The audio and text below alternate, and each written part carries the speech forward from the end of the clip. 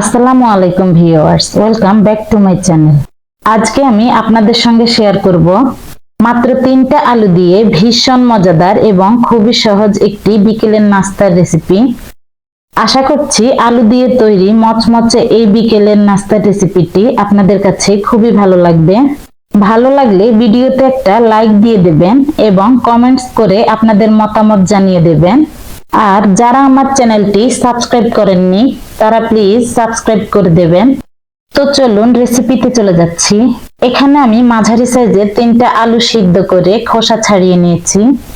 এখন এই আলুগুলোকে আমি হাত দিয়ে ভালোভাবে ম্যাশ করে নেব। এই পটেটো স্ন্যাক্স রেসিপিটি খেতে কিন্তু ভীষণ মজার হয়। এটা বিকেলের আড্ডায় চায়ের সাথে কিন্তু খেতে দারুণ মজা লাগে এবং সসের সঙ্গে পরিবেশন করলেও খেতে খুবই মজার হয়। চাইলে আপনারা এই পটেটো স্ন্যাক্স রেসিপিটি বাচ্চাদের টিফিনেও দিয়ে দিতে পারেন। আলুগুলো ভালোভাবে ম্যাশ করে দিয়ে দিচ্ছি 1 টেবিল চামচ চিলি ফ্লেক্স, সাথে দিয়ে দিচ্ছি আধা চা চামচ জিরা গুঁড়া, এর সাথে দিচ্ছি ধনিয়া পাতা কুচি আর লবণ দিয়ে দিচ্ছি স্বাদ মতো এবং দিয়ে দিচ্ছি 3 টেবিল চামচ চালের গুঁড়া। আপনারা চাইলে এখানে কর্নফ্লাওয়ার অথবা ময়দা অ্যাড করে দিতে পারেন। এখন হাত দিয়ে আলুর সঙ্গে সবগুলো উপকরণ মিশিয়ে নেব। চাইলে আপনারা যে কোনো সময় এই পটেটো স্ন্যাক্স রেসিপিটি ঝটপট তৈরি করে নিতে পারেন। পারফেক্ট ভাবে আমার আলুর মিশ্রণগুলো রেডি হয়ে গেছে। 2 হাতের মধ্যে একটু তেল লাগিয়ে আমি অল্প অল্প করে আলুর মিশ্রণ হাতে নিয়ে নিচ্ছি। হাতে নিয়ে গোল গোল করে এরপর এটাকে 2 হাতের তালুতে নিয়ে গোল গোল করে তারপর এভাবে চ্যাপ্টা করে নিচ্ছি।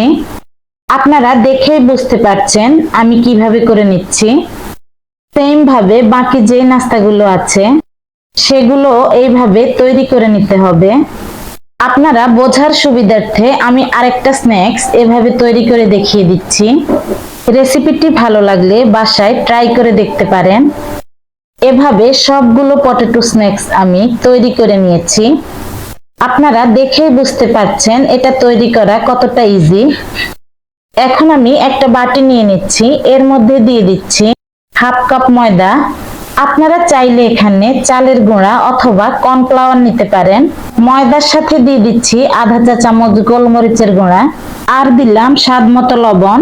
শুকনো উপকরণগুলো হালকাভাবে মিশিয়ে অ্যাড করে দিচ্ছি পানি।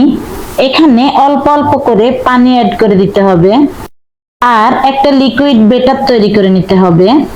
ব্যাটারটা এমন ভাবে তৈরি করে নেব যাতে করে খুব বেশি পাতলাও হয়ে না যায় আবার খুব বেশি ঘনও না হয়। অল্প অল্প করে পানি অ্যাড করে আমি পারফেক্ট একটা ব্যাটার তৈরি করে নিয়েছি। এখন এই নাস্তাগুলোকে একটা একটা করে চামচ দিয়ে এই ব্যাটারের মধ্যে দিয়ে দিচ্ছি। এরপর চামচ দিয়ে ব্যাটার থেকে তুলে ব্রেড গামসে উল্টে পাল্টে লাগিয়ে নিতে হবে। আপনারা যারা ভিডিওটি ফেসবুক থেকে দেখছেন তারা প্লিজ পেজটি ফলো দিয়ে রাখবেন আর রেসিপিটি ভালো লাগলে লাইক এবং শেয়ার করে নিতে ভুলবেন না। এভাবে নাস্তাগুলোকে ব্রেড গামসে দিয়ে উল্টে পাল্টে ব্রেড গামস লাগিয়ে নিতে হবে। সেম ভাবে সবগুলো নাস্তা আমি ব্যাটারের মধ্যে কোট করে ব্রেড গামস লাগিয়ে নেব। তো নাস্তাগুলো কোট করা হয়ে গেছে। এখন আমি এগুলোকে ভাজতে চলে যাব। এই পটেটো স্ন্যাক্স গুলো ভাজার জন্য আমি প্রয়োজন মতো তেল গরম করে নিয়েছি। এখন একটা একটা করে পটেটো স্ন্যাক্স এই তেলের মধ্যে দিয়ে দিচ্ছি। চুলার আঁচটা মিডিয়াম টু হাইয়ে থাকতে হবে।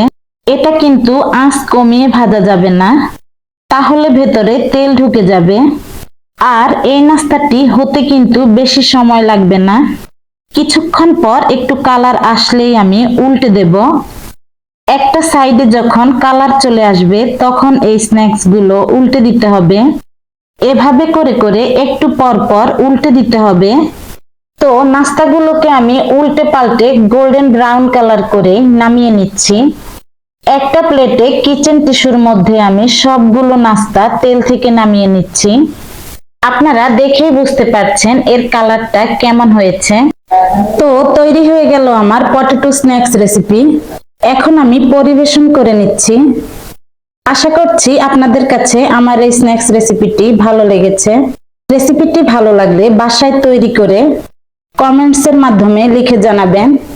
আজ এ পর্যন্ত সবার সুস্থতা কামনা করে আজকের মতো এখানেই বিদায় নিচ্ছি। সবাই সুস্থ থাকবেন এবং ভালো থাকবেন। আল্লাহ হাফেজ।